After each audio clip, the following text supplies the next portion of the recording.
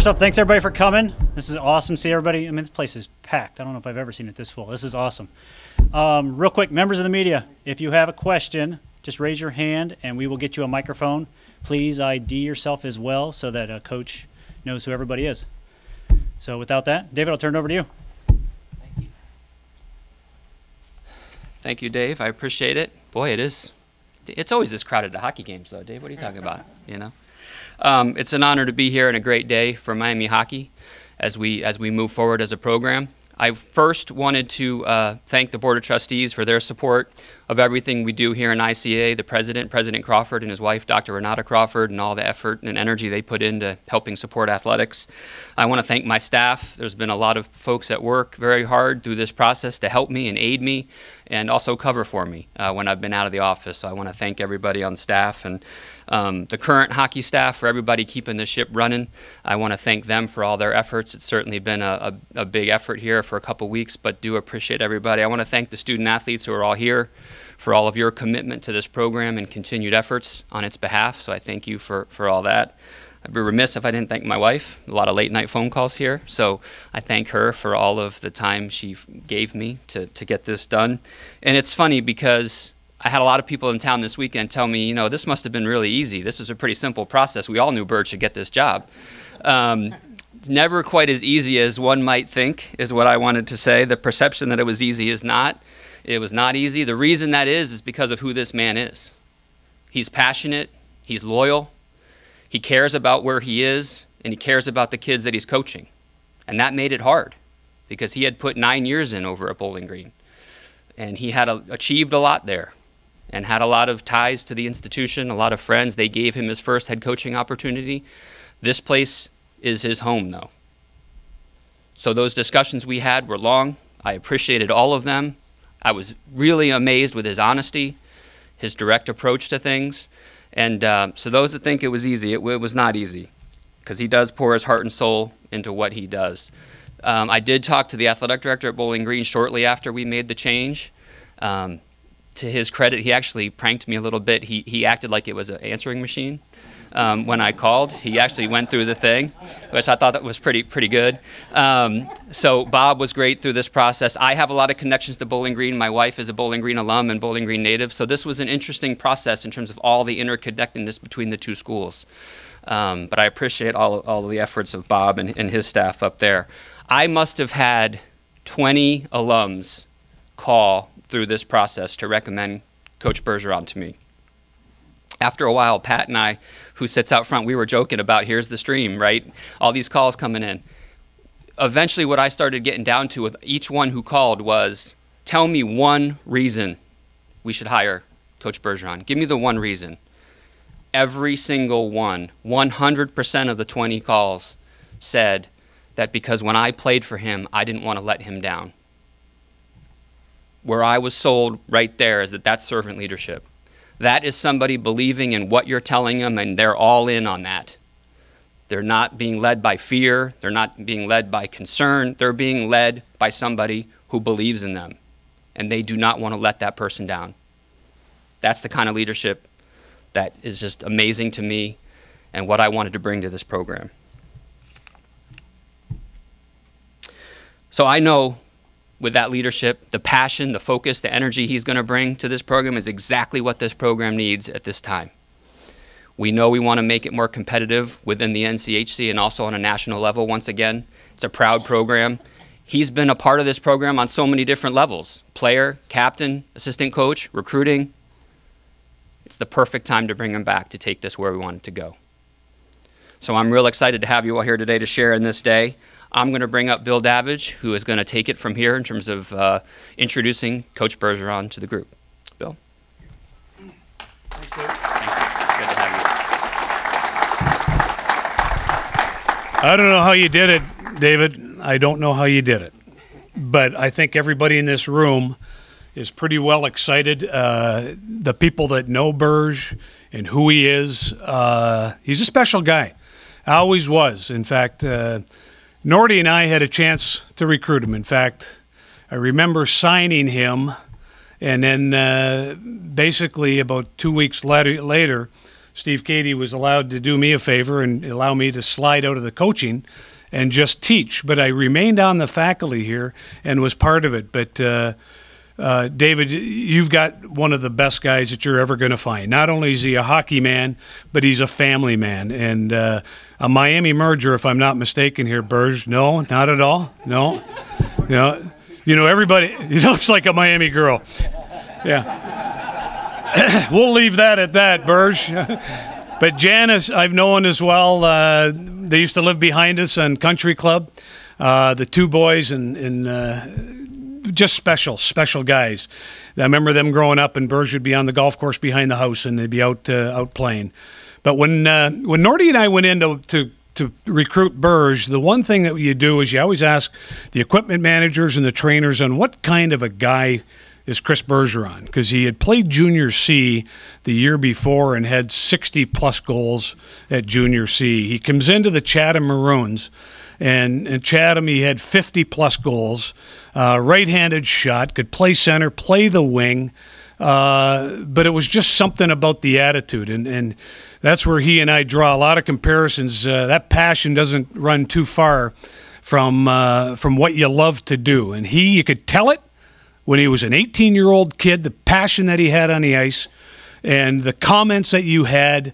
He played with another young guy by the name of Brian Wiseman at that time. And I'll tell you, Brian Wiseman was one hell of a hockey player. We were hoping to get the both of them, but Brian took another year and then went to Michigan and had a great career at Michigan. But you knew what you're going to get in Berge. We walked into the house in the recruiting trip, and John and Sue, his mom and dad, were there. And right behind him were Berge's little brothers, just in a line, coming in, sat down with us in the lanai, and we started talking about Miami and what Miami could offer him, and we were selling, and Nordy was talking, and I was back and talking, and we can do this, because we knew what we were going to get back in return. As I said, the word out was passion, was the want to win. And to be able to come in here like he did as a player, those first couple of years were tough. And until George got his own guys in to be able to turn the program around, that's what it took. But you also, when a coach comes in and does that, you better have the wherewithal to be able to have players that are going to listen, they're going to respond, and they're going to do it in the Miami way. And it was an easy thing when he came and leaving Wallaceburg to the Chatham Maroons to Miami University, and to be able to sit back and watch. And as I said, for 10 years, I was on the faculty and was able to stand off to the side. I had a part-time gig with the Detroit Red Wings. Then when we got fired in Detroit, I went to the Florida Panthers. But there was a common guy around that at that time, and that was Doug McLean. If I'm not mistaken, the year that Chris graduated, he ended up going to Toledo. And it was the Detroit crew that allowed him to go to Toledo to get started, and then we moved him on to Adirondack in the American Hockey League. And I could always vouch on his behalf. I watched all his games. In fact, at that time, we were doing TV on MUTV, Greg Christopher and myself. I watched all his games. I did reports for him that I wanted him within the Detroit Red Wing organization at that time, and he continued to play. When we got fired in Detroit and went to Florida, we tried to get him involved there as well. In fact, I think he played a couple of games in Carolina in the American Hockey League. But he spent most of his time in Cincinnati, where I was doing radio and TV, scouting for the Florida Panthers. So I watched his career go from being a player in Chatham, coming to Miami University, and setting the precedent on what it was going to take to be not only an athlete, but a scholar athlete at that. He was an excellent student. He was a guy that basically took the next step, and watching him grow under the tutelage of George Gwozdecki and that staff. And the staff at that time, they were excellent for the time and what they needed to do to be able to move on. Chris then moved on, and I know in 2000, that was when he had a chance to be able to come back and spend his years here under Rico, and then move on to Bowling Green, and that has been documented as well for the last 9 years. But I will say this, it's always been family to Berge. Family, faith, and friendship. And everything that you have when you are an athlete, family is right there, the good, the bad, the indifferent. And in my office, I had a couch. When I got out of coaching, I got rid of those stiff back chairs and put a couch in. I learned that you had to sit and listen. The good Lord gave you 2 ears and 1 mouth. And back then, I had to listen a little bit because we would sit down and talk, as well as a lot of the other players would come in and just sit and talk.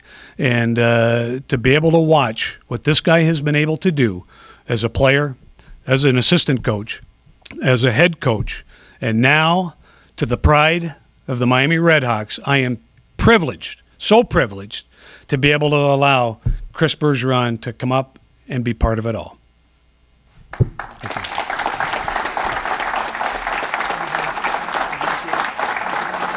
Let's get a picture here. Bill, other side. Yeah, exactly. Thank you.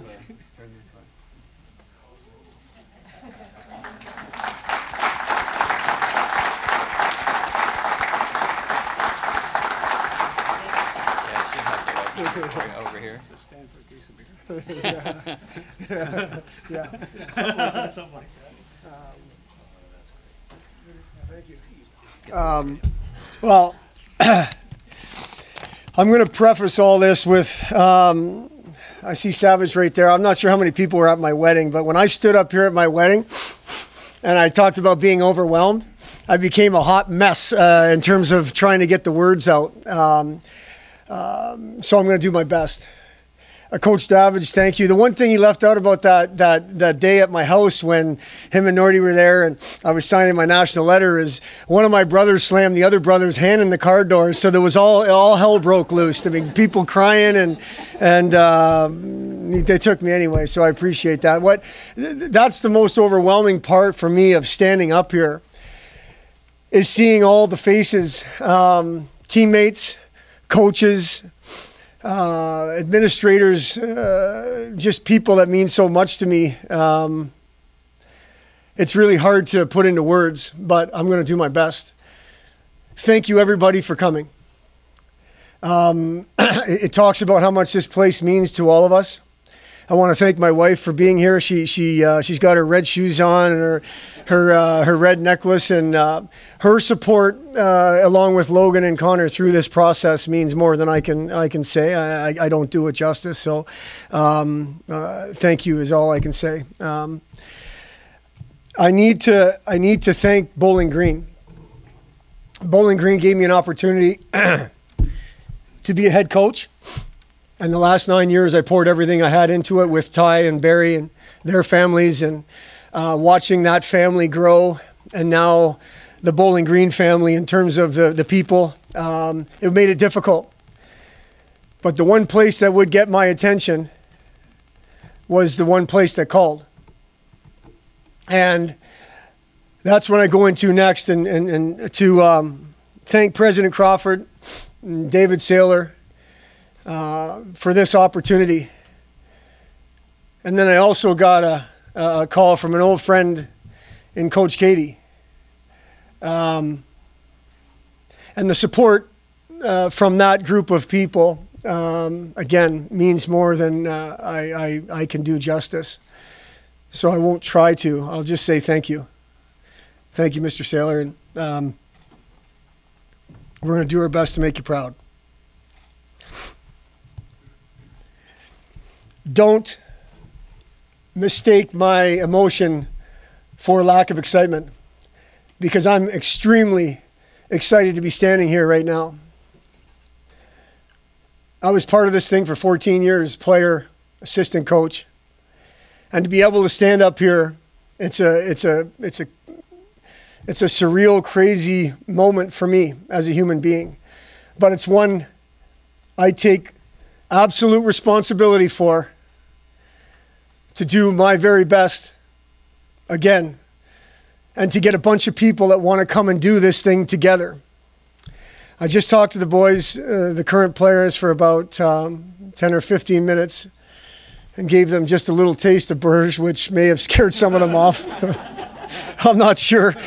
The spit's flying and all that kind of stuff, but what you can expect from Chris Bergeron is I'm going to give you an honest effort. I'm going to do my best to lead in my way, which hopefully is by example, something the players and the staff and whoever can follow and be proud of. But it is going to be about us. This is about us. This is about trying to be the best version of all of us. And the one word I want to be careful of how I use it, and I think I'm entitled to use it, is the word brotherhood. And I know that this program is built on that. Back in 1993, we started to talk about it. We talked about it in the dressing room. The 10 years I was here as an assistant, we talked about it. The brotherhood is something that is a lifestyle. It's being the best version of yourself and trying to help the guy beside you be the best version of himself. That is what it is to me. And I'm going to take that opportunity to be the best version of Chris, so I can help everyone that's around us and me be the best version of themselves.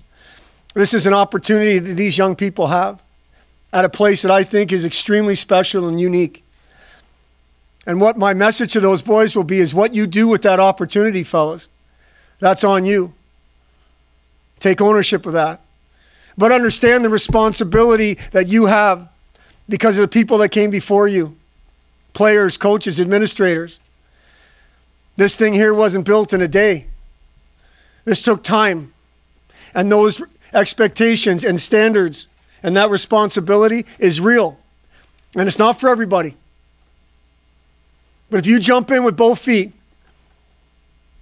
it'll be the best experience of your life. You'll walk away with lifelong friendships and brothers. An experience on the ice that you can be proud of and hopefully go on and reach your goals and dreams. And an academic experience which will prepare you for life after hockey. And if that responsibility of being the best version of you on the ice and off sounds like too much, then don't come here because you won't like it. We all want to leave this place better than we found it. It's up all over the place downstairs. That means a lot to all of us. We just want people that want to be part of that. We're going to play our tails off. We're going to go to class and work in the classroom. We're going to be positive members of this community. And we're going to do that because that's what we're supposed to do. That's what we chose to be part of. I can't tell you how proud I am to stand up here. I see friends here from our time before, and it's hard to put into words what that means. I can't be more excited to go to work. It's not going to be a light switch, right, fellas? Let's go to work. Let's go to work. Thank you very much.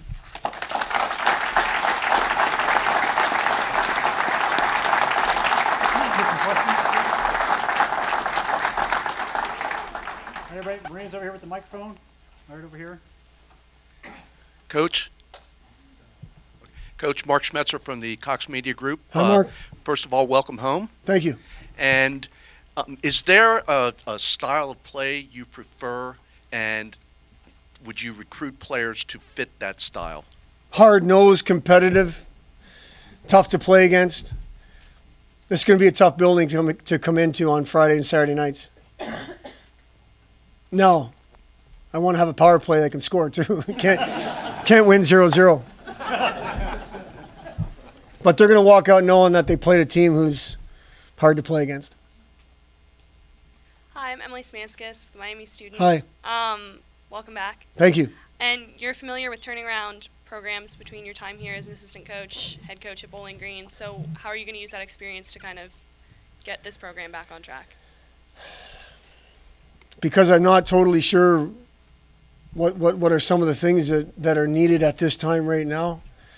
I'm just going to rely on those experiences. I'm going to surround myself with the best people possible, and we're going to try to figure out what's wrong and try to fix it. I don't want to pretend I know what's been going on. I've been somewhere else focused on that. So I think it's going to take us some time.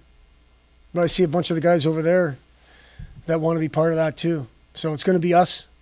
But that's how I think we're going to do it. We're going to do it together. Kenny Schillinger, Student Radio. Hey, Kenny. NCHC is a very competitive conference, the best conference in hockey. You have a very talented team you're inheriting. How do you keep the ball rolling recruiting-wise and getting kids to Oxford on a national level to compete against the Denvers and all those teams in the world in conference?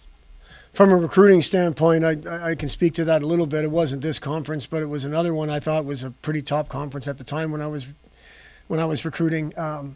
I think the recruiting's easy. Look at this place. Now, when you start to talk about the responsibility, you don't come here because of a rink. This rink shows commitment to big-time hockey. The league shows a commitment. I want them to come here because of the people. I want them to come here because of the relationships and the trust amongst those people. And the fact that you get to play in a big-time rink, in a big-time league, at a big-time school. The recruiting to me is, I want to scare people off if the responsibility sounds like it's too hard. Because the guys that their eyes light up and say, that's what I want to be part of, that means they're all in. So the recruiting, I don't want to downplay. I know how hard it is because you're up against big-time schools, but that to me, we are a big-time school. We're a big-time program. And I think the recruiting is something that I can't wait to get started on that. Chris, how much of Rico is ingrained in your coaching style, I guess, or approach? What kind of an impact did he have on your career? He had as an a coach? unbelievable impact.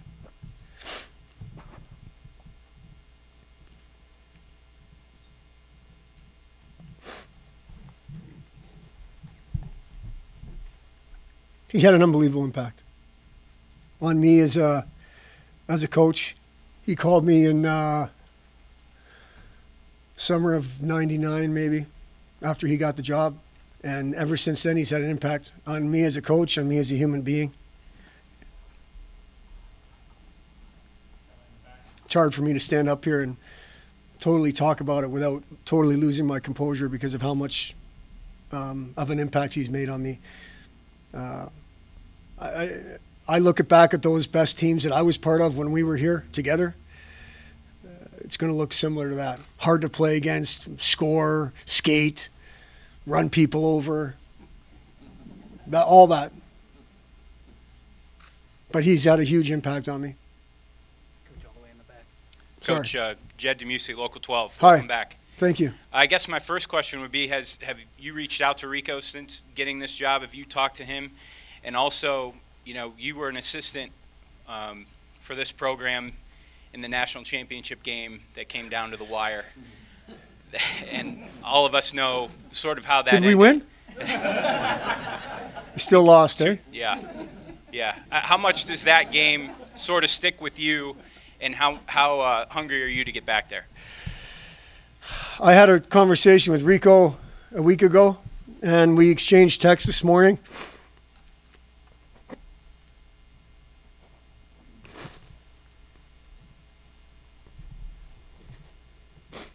I remember a phone conversation I had him with on the Monday after we lost that game. We were back from D.C. on that Monday morning, and he talked me off the ledge. I thought I was crying like a baby because of what we had just gone through together, and ultimately, unfortunately, slipped through our fingers. But that is a feeling that's with me forever. That's and everyone that lived through that bonds us. Although the outcome wasn't what we wanted, what we went through together is something you just have to experience, and that's why I'm standing here right now. I want to be part of the first national championship hockey team at Miami, and that's going to motivate us every day. That's not a pipe dream. That's something that we want people that are going to help us get there, because if you're not helping us get there, you're in the way, and that's the message. Coach Joe Daneman with Fox 19 in Cincinnati.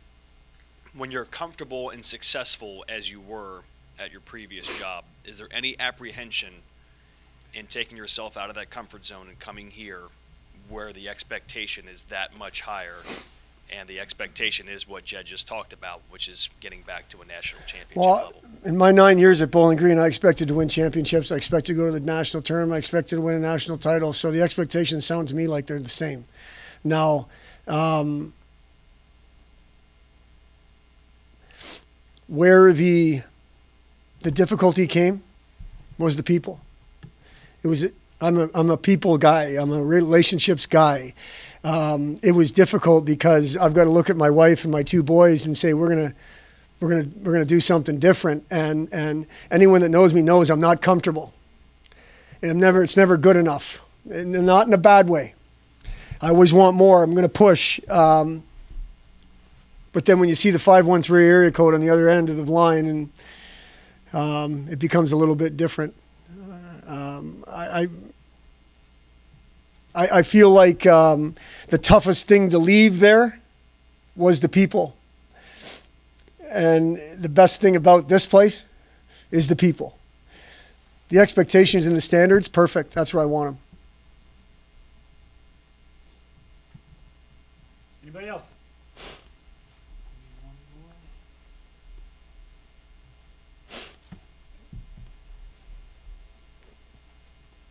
Drew Davis, Miami, IMG Learfield. Hi, Drew. Hey, welcome back again. Thank you.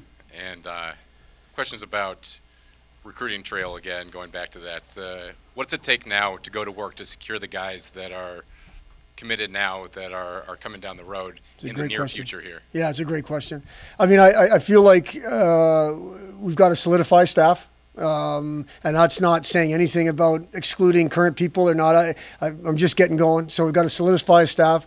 And then I need to get in front of those recruits and their parents and give them what I'm about and why. I'm not saying it's going to be different than what they've already heard. I'm just saying they need to know that. I have spoken to a lot of them already just to try to put their mind in a little bit of an unstable situation, bring a little bit of stability. But it's going to be about, is this the right fit? Because I get back to that again. We have everything from a commitment standpoint. But when trouble comes, not in the lineup, not getting theirs, whatever it may be, you won't care about the rink, right? You want to be around people that you trust so you can go have that conversation with them and help that young person get through that day. That's going to be the message in recruiting. This shows commitment. This shows commitment, because on the hard day, this isn't going to get you through the hard day. It's going to be the people that you're surrounded with that get you through that hard day. And that is going to be something where we're going to articulate that to all the kids currently here, committed next year, committed down the road. And then they'll have the opportunity to say that doesn't sound like something I'm interested in, or that sounds exactly what I'm interested in. And that's yet to come.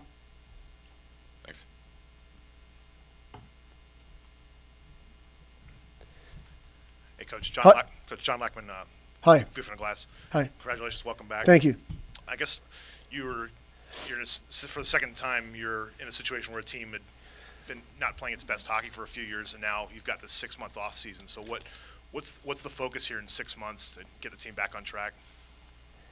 From a hockey perspective, from a coaching perspective, what do you do in the next 6 months? Well, we're gonna draw a line in the sand, and we're gonna ask the boys to pick a side in that line. And I'm not going to ask them to talk about it. I'm going to ask them to show, which means finishing out this semester in the classroom, doing what you're supposed to do in the summer if you're taking a class, and then getting to the weight room with a purpose. I think that's what they all plan on doing. But from a coaching, what needs to happen here, like I said, got to get a staff in place, and then with that staff, we can put the plan in place to move forward. And then once we get to September, we start to figure out what's going on the ice and who's doing what, who can help us win, all that kind of stuff, like any other time. So I think it's going to be one step at a time. Sometimes in these situations, it's a little bit of pain before we get the pleasure that we're looking for, and I'm ready for whatever. I'm just looking for people that want to be part of it. So that's obviously a vague answer, because there's no absolute, this is what we're going to do for the next 6 months. We're going to work through this together, figure out who's on board, and let's go to work. We good? Again, fellas, thank you for coming. Teammates, guys I coached, guys I played with, thank you for coming. I can't thank you enough for being here and supporting me. Guys that coached me, thank you.